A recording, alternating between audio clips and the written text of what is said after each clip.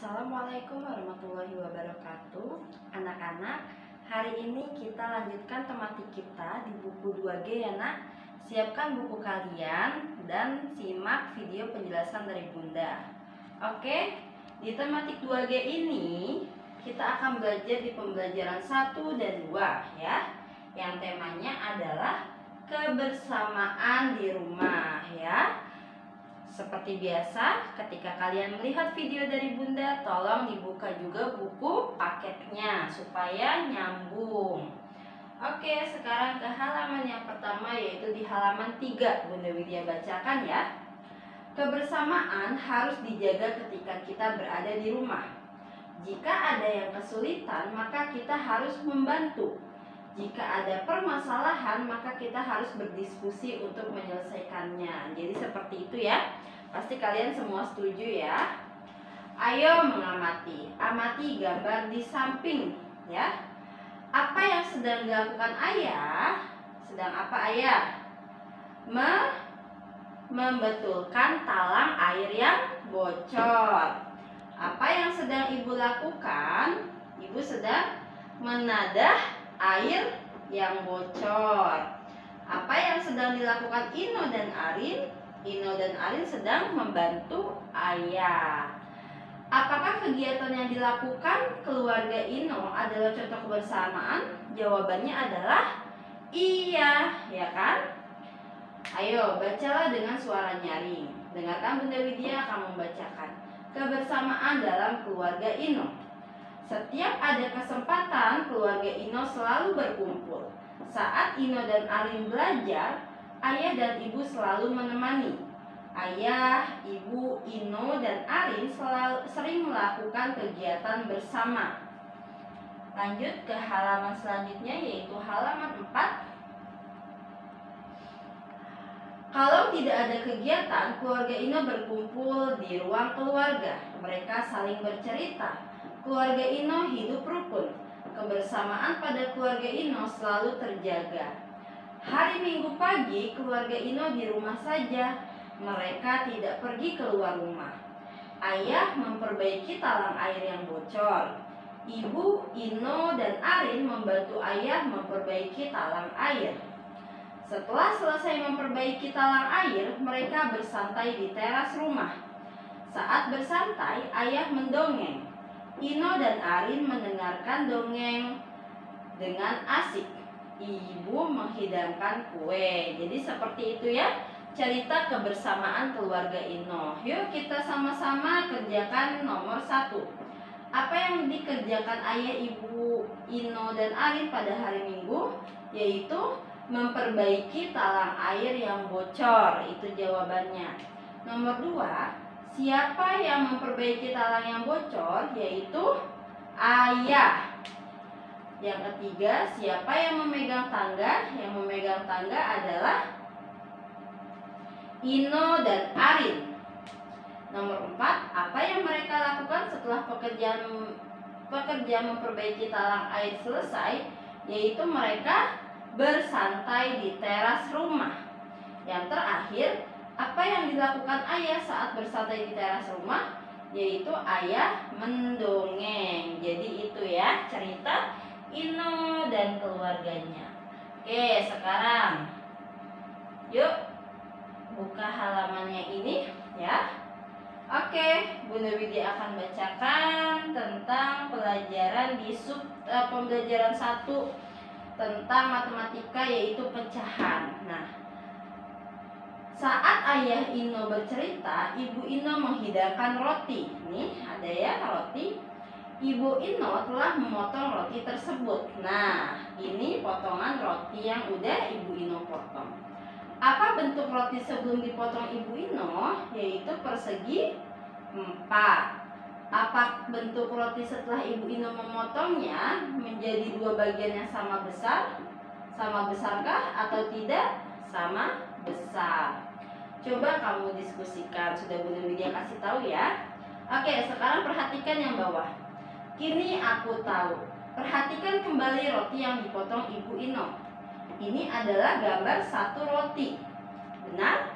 Dan ini gambar roti yang Ibu Ino sudah potong menjadi 2 bagian. Nah, ini dipotong menjadi 2, ini.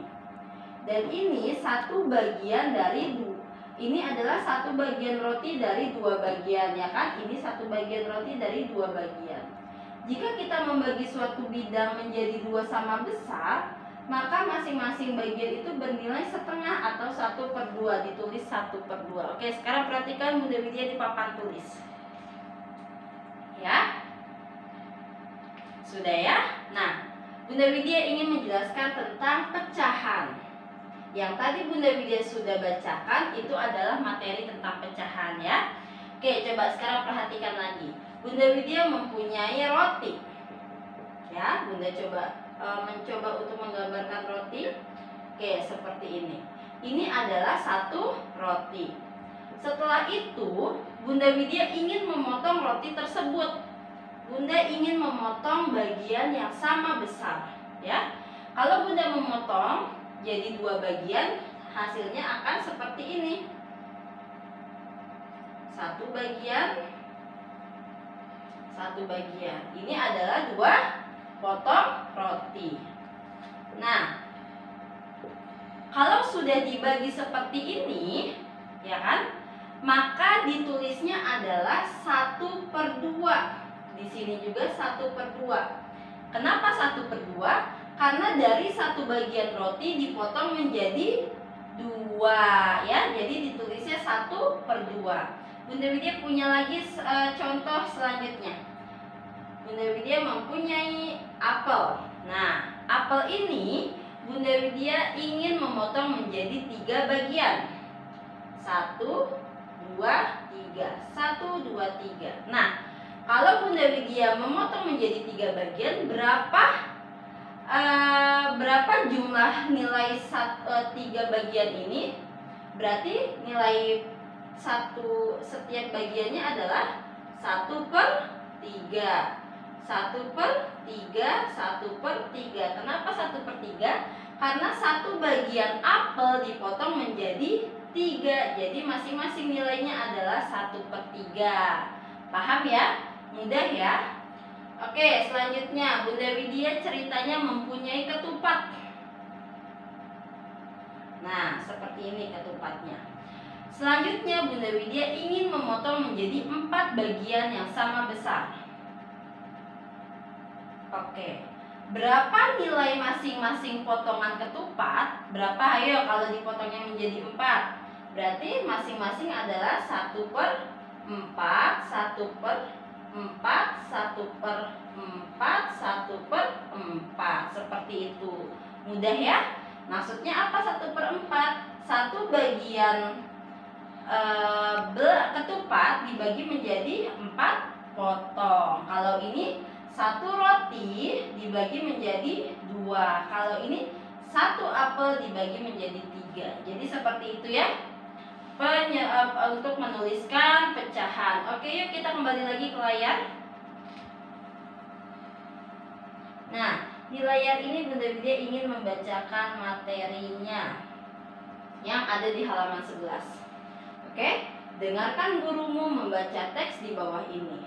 Tuhan menciptakan manusia dengan sifat yang berbeda. Begitupun orang-orang di rumah kita. Ada anggota keluarga yang pendiam, ada juga yang banyak bicara, ada yang gemar berolahraga, ada pula yang gemar membaca. Meskipun berbeda, kita harus saling menghormati dan menghargai, ya. Jika ada perilaku anggota keluargamu yang membuatmu tidak suka, kamu dapat memberitahunya dengan cara yang baik. Suasana rukun serta saling menghormati akan menciptakan kebersamaan. Jadi itu ya, kita di rumah dengan anggota keluarga kita harus hidup menghormati dan menghargai. Misalnya tidak boleh kakak dan adik bertengkar ya.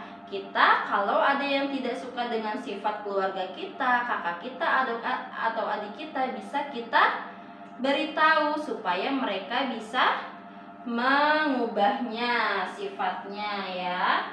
Oke, selanjutnya yuk di halaman 14. Nah, di halaman 14 ini tentang penggunaan huruf kapital. Sudah dibuka buku kalian? Penggunaan huruf kapital ini Bunda Widya pernah jelaskan di 2E ya. 2F juga udah. Oke, coba.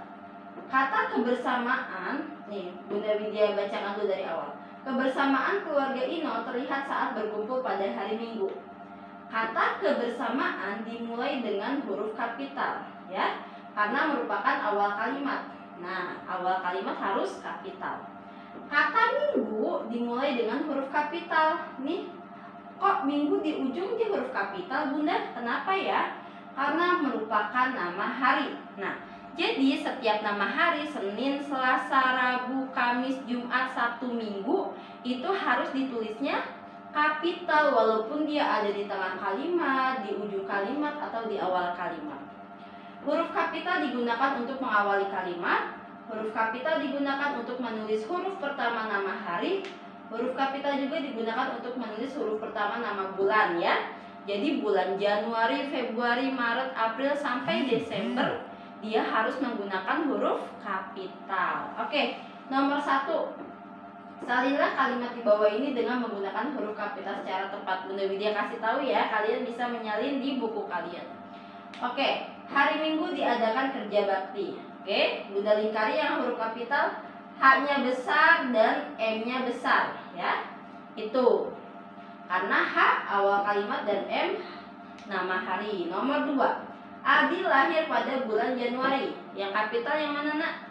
Aldi, A-nya besar, dan Januari, J-nya besar. Itu yang kapital. Nomor 3. Sejak tanggal 22 April Naya bersekolah di sini. Ayo, mana aja yang kapital? Pertama dari S, sejak, karena di awal kalimat. Terus nama bulan April harus kapital. Selanjutnya nama orang Naya kapital. Nah, ada 3 ya. Nomor 4. Lina tidak masuk sekolah pada hari Selasa. Nah, yuk yang kapital berarti Lina dan hari Selasanya kapital. Nomor 5. Februari merupakan puncak musim hujan tahun ini.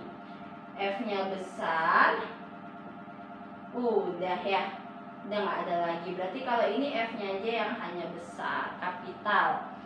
Oke anak-anak, alhamdulillah sudah selesai penjelasan materi hari ini dari Bunda Widya. Semoga apa yang Bunda jelaskan hari ini bisa kalian pahami dan mengerti. Terima kasih. Wassalamualaikum warahmatullahi wabarakatuh.